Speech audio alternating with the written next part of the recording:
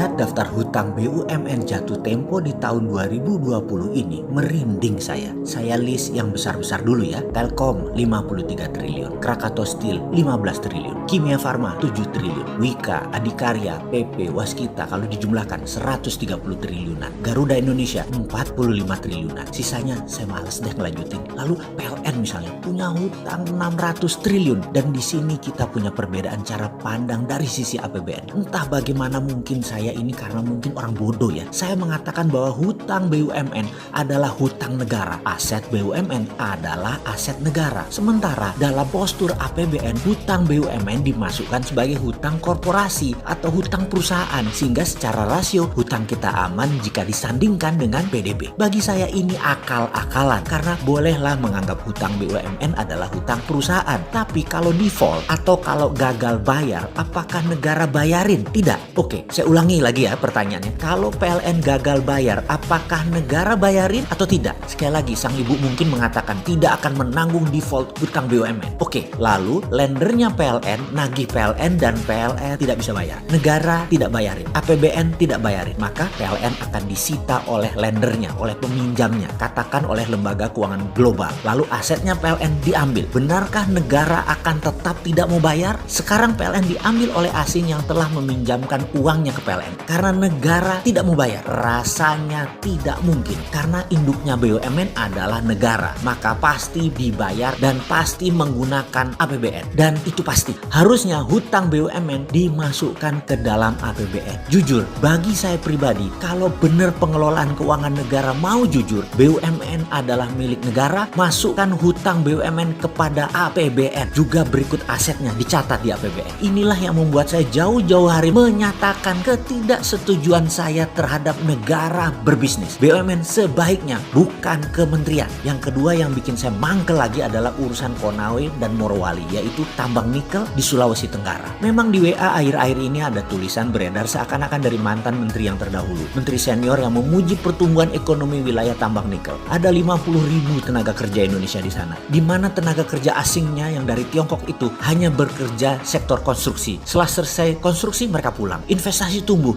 dan pendapatan daerah menjadi tumbuh luar biasa. Begitulah dia menulis. Tadinya saya mau diam aja, tapi kok sepertinya jadi kayak bener tindakan itu. Ya terpaksa kita buka-bukaan lagi. Pertama saya minta izin dulu ya. Urusan tambang jangan ragukan pengetahuan saya walaupun hanya sedikit. Namun dua perusahaan tambang saya yaitu CaOH 2 kali atau kalsium hydroxide dengan kapasitas 100 ton per hari adalah sebuah pengalaman panjang sejak tahun 1996. Kemudian pabrik litium kecil, belum skala komersial, namun cukup buat memahami apa itu dunia pertambangan, smelter, hingga proses pemurnian sampai finish produk. Pertanyaan pertama, apakah smelter nikel Konawe itu sampai pada tingkat finish produk atau hanya merupakan aktivitas untuk pembersihan impurity saja? Maksudnya bagaimana? Menurut saya smelter modelnya di NPI atau nickel pig iron itu akal-akalan Tiongkok. Itu mesin banci, bener, mesin banci, hanya membuang silikat dan unsur-unsur pengotor lainnya yang tidak memiliki nilai ekonomis. Namun nikel, fero, litium, kobalt, dan mineral rare earth lainnya dalam fraksi yang sangat kecil tetap tidak terbuang. Ini terangkut, jadi masih terkandung di dalam logam raw nikel ini. Saya katakan raw atau mentah karena by all standar kadar nikel di dalam NPI ini sangat rendah jika kita menggunakan benchmark produk ferronikel sebagai standarnya. Sementara yang dibayar dari produk NPI nickel pig iron ini hanya percentage kandungan unsur nikelnya saja yang notabene kecil kandungannya. Sementara besi atau ferro yang menyertainya tidak dihargai walaupun persentase kandungannya sangat besar. Tentu saja mineral-mineral ikutan lainnya pasti tidak akan dihitung, termasuk juga mineral rare earth dijual dengan gratis. Dan inilah asli yang terjadi saat ini. Indonesia kehilangan sovereign asetnya kalau itu dilakukan. Oke, begini melihatnya lagi. Dan ini boleh tanya kepada seluruh ahli pertambangan mineral. Dalam setiap pemeriksaan dan analisis terkait isi atau konten mineral pada setiap laboratorium uji, katakanlah itu Sukovindo atau lembaga asing yang punya standar perhitungan atas isi kandungan material tadi selalu dihitung berdasarkan ppm atau part per million atau persen berat, di mana yang dihitung hanya mineral yang memiliki ukuran tertentu dalam range yang terbaca oleh alat atau metode pengukuran. Sedang ukuran mineral yang berada di luar range serta tidak terbaca oleh alat atau metode analisis ini dianggap nol, artinya tidak komersial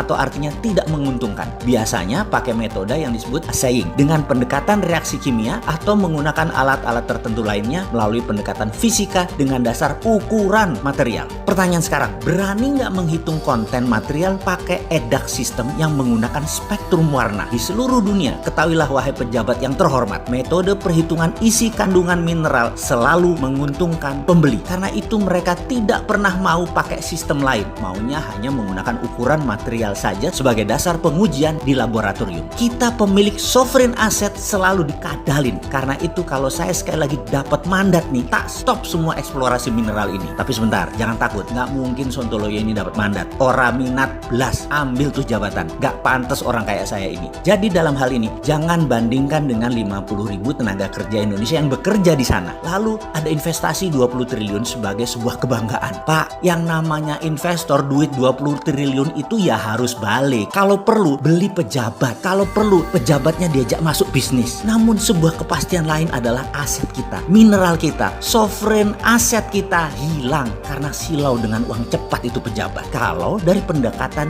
income statement sekarang, kehadiran investasi asing merupakan subjek pajak dan royalti terkesan sangat menjanjikan. Namun coba lihat dari kacamata lain, untuk setiap material seperti biji nikel laterite ini, jangan hanya dilihat dari komoditi dagang atau trade commodities. Coba lihat dari kacamata mineral strategis. Mineral strategis pendekatannya bukan komoditi dagang yang dicatat sebagai revenue dalam income statement negara, tapi dicatat sebagai sovereign asset yang ada di balance sheet negara. Kalau dicatat sebagai sovereign asset, manfaat nikel di Morowali dan Konawe bukan untuk 50.000 orang, tetapi buat 5 juta manusia Indonesia. Lupa, tapi pejabatnya yang jadi pengusaha nggak dapat apa-apa. Maaf, lanjut deh lo, monggo, kata dia. Ya mending buat 50.000 orang lalu dibungkus propaganda agar terlihat pahlawan. Walau aset hilang, kan rakyat nggak tahu apa-apa tentang sovereign aset ini. Rakyat toh masih bodoh. Bahkan dikasih duit 400.000 per hari untuk ngebuzzer yang kesannya beda dengan apa yang dijalankan pemerintah. Pokoknya serang, banyak yang mau.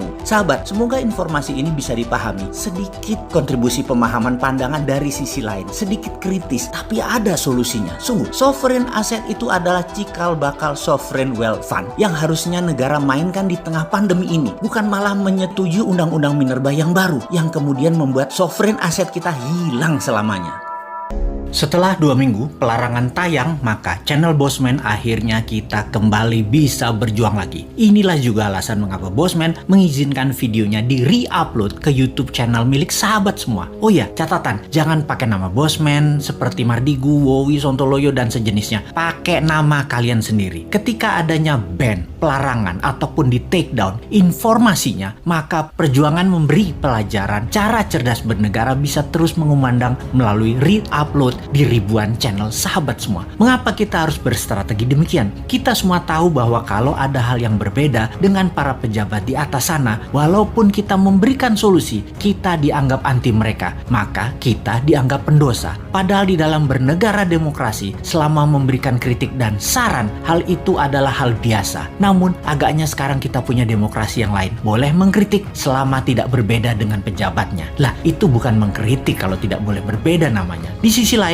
men-challenge itu bukan menantang berantem, cuman membandingkan dengan banyak cara agar bernegara menjadi lebih baik. Sosmed yang punya algoritma sendiri bisa dimainkan dengan kalau ada hal-hal yang berbeda, laporkan dengan ribuan pengaduan. Pasti di take down atau di ban itu sosmed. Demikian juga Bosman Channel yang selalu jadi incaran ribuan buzzer yang siap menyerang channel tersebut untuk dilaporkan ada hoax, ada disinformasi, atau mengandung pornografi, dan macem-macem deh agar tidak mengudara aja intinya. Sulit kita men-challenge mereka untuk mau menampilkan live di media publik, mendebatkan keputusan mereka, ditantang dengan pendapat lain atau ilmu lain. Bayangkan, kita lewat udara aja mereka udah jiper, apalagi berhadapan, terkencing-kencing jangan-jangan itu pejabat-pejabat. Kita ingatkan ya, ketika burka atau cadar dilarang di Perancis, maka Presiden Perancis kala itu, Nicolas Sarkozy, ditantang debat di depan umum akan keputusannya. Dan apa yang dilakukan? Dia berani maju dan menjawab setiap serangan sintesa lawan bicaranya. Walaupun debat tak berakhir kesimpulan, namun ada dalam hati setiap pemirsa bahwa keputusan Presiden Prancis tersebut memang ada dasar landasan keputusannya yang dia pahami dengan kuat. Jadi ngerti juga nih orang, presiden itu tidak ngumpet di belakang menterinya yang tidak bisa bekerja atau kebanyakan pekerjaan, tetapi berani berduel pendapatnya dengan pakar berseberangan dengan keputusannya, membuat rakyat salut walaupun tetap berbeda. Presiden negara Eropa Barat di Amerika biasa ditantang berdebat di depan publik seperti ini. Karena itu di negara tersebut jarang ada demo yang anarkis karena adanya dialog-dialog yang tercipta. Mereka tetap turun ke jalan namun dialog selalu terjaga. Diharapkan pemimpin tertinggi di negara tetangga kita ini juga berani seperti itu. Kalau kebijakannya bersifat nasional, ya presiden yang turun tangan. Ini dialog loh ya, bukan monolog seperti saat ini. Monolog itu pidato-pidato doang. Sekali lagi, ciptakan dialog. Pejabat juga harus berani jantan berhadapan dengan yang beda pendapat dalam kebijakannya atau ke kementeriannya. Sekali lagi, sebagai atasan, hal yang salah adalah ketika bertanya kepada bawahan dan membiarkan bawahan mengambil keputusan. Kalau keputusannya salah, anak buah yang dipersalahkan. Kok bisa gitu? Jadi pemimpin puncak tidak pernah salah? Ya iyalah nggak pernah salah, orang nggak pernah buat keputusan. Itu pemimpin pengecut namanya. Sudah nggak berani debat akan keilmuannya, nggak berani tanggung jawab sebagai yang tertinggi, tetapi bersembunyi di belakang anak buahnya. Beda nanti kalau Newman berkuasa. Di setiap perbedaan dicari solusinya. Pasti nggak ada demo-demo. Beda pendapat, maju di depan media live biar publik tahu. Entah itu buruh yang demo atau partai yang berseberangan oposisi yang demo. Kita hadapi, kita dialog. Makanya nanti di zaman Newman nggak ada demo. Diganti dengan banyak dialog. Newman itu punya moto, kalau tidak bisa bicara bersama, ya kita coba tidur bersama.